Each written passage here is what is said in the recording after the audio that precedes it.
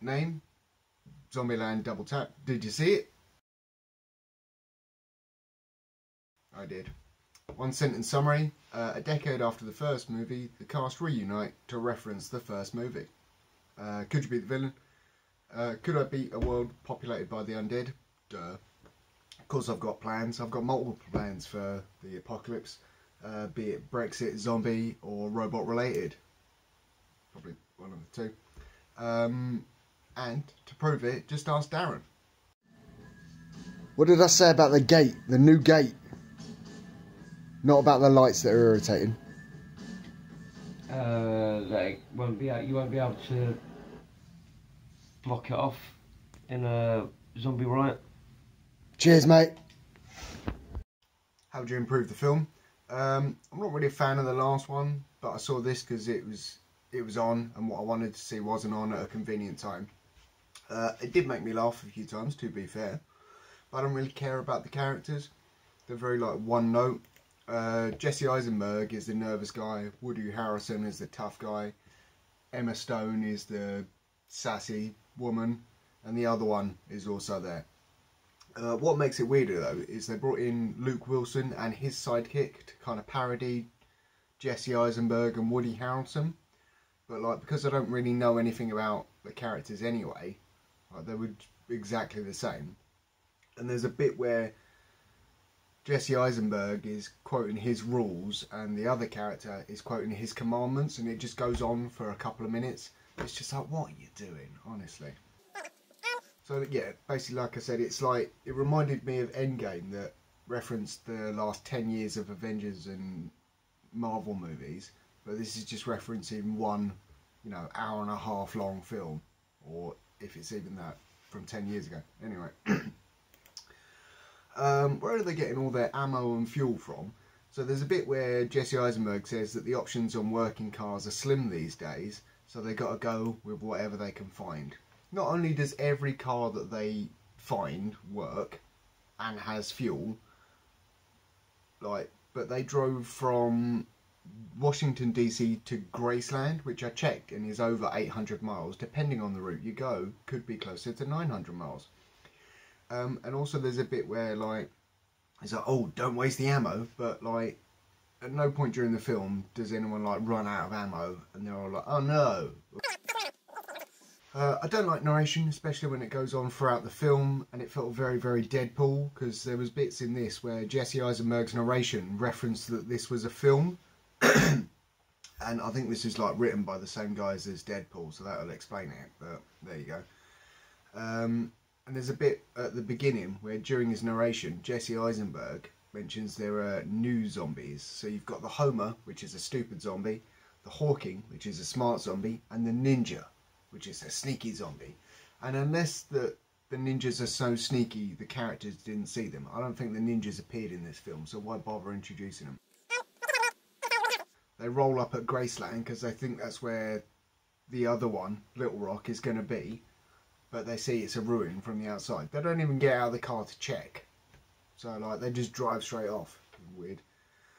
And then they rock up at a hotel, which is down the road with the lights on. And side note, I did like that they explained that the power was hydroelectric. So the more it keeps raining, there keeps being power. I quite like that. But anyway, yeah. So they roll up at this hotel, this Elvis-themed hotel.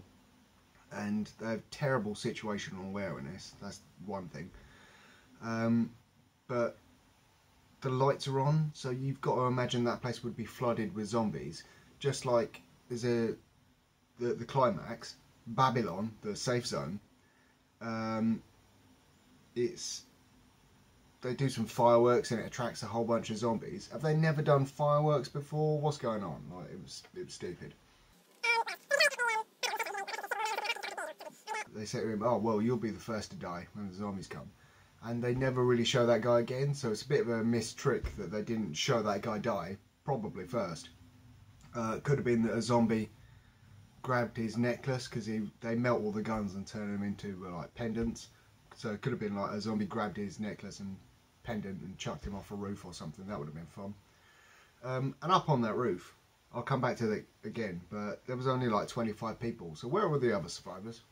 Anyway, How did they have enough time for Woody Harrelson to leave the group, to drive off, to see a whole bunch of zombies, to drive back, to come up with a plan, to execute the plan, and that's when the zombies turn up. So, like, how slow are these zombies? Because they were the running ones.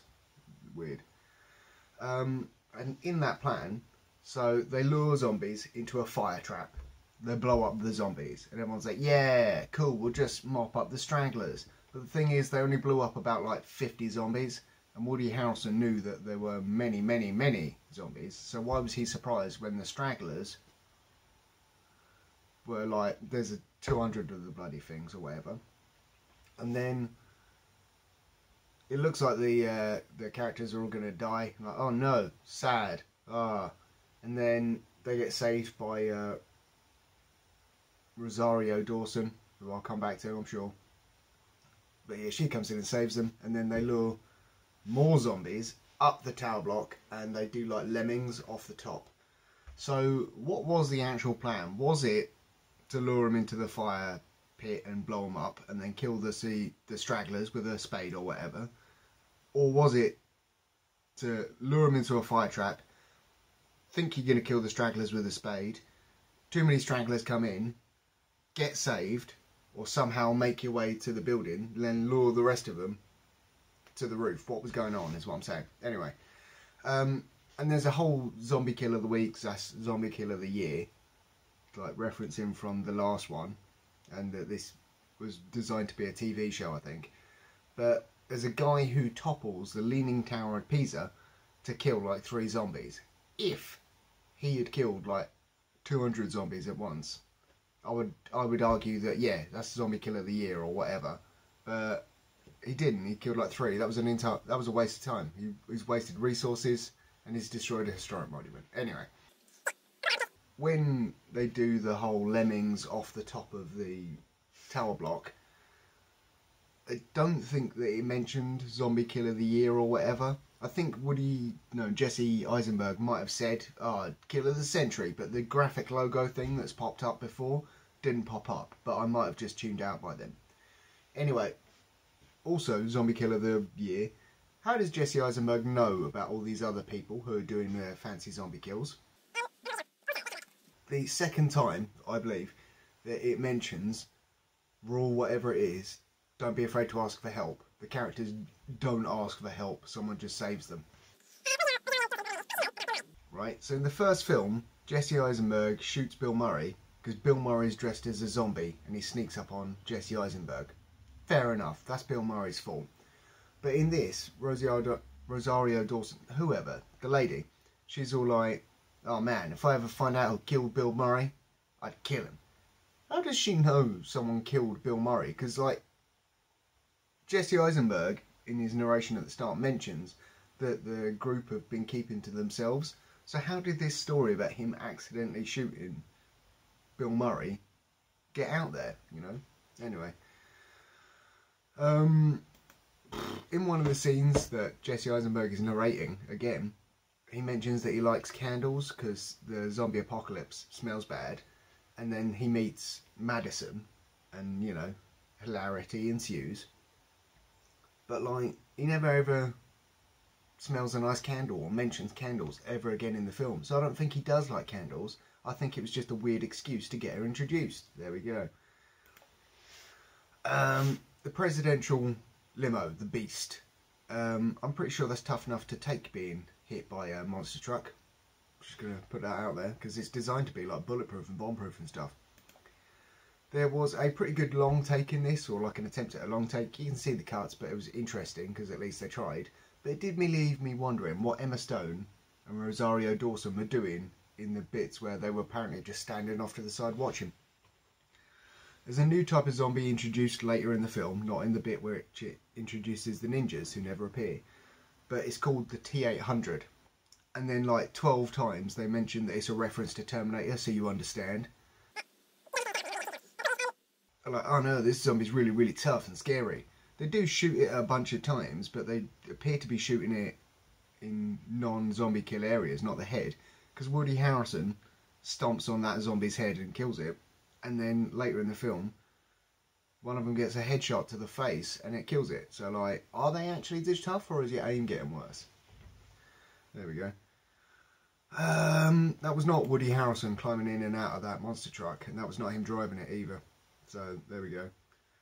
What else? Scrolly, scrolly, scroll. Yeah, that's about it. So rating out of 5 beers, I give this a 4. Once the apocalypse happens and I spend the long, cold, lonely nights writing down, you know, my memories of films and turning them into plays, so, you know, future survivors can have interesting stuff to look at, which I think is a thing from the film Reign of Fire, or I might be imagining that. Anyway, I shan't bother noting this one down. Anyway.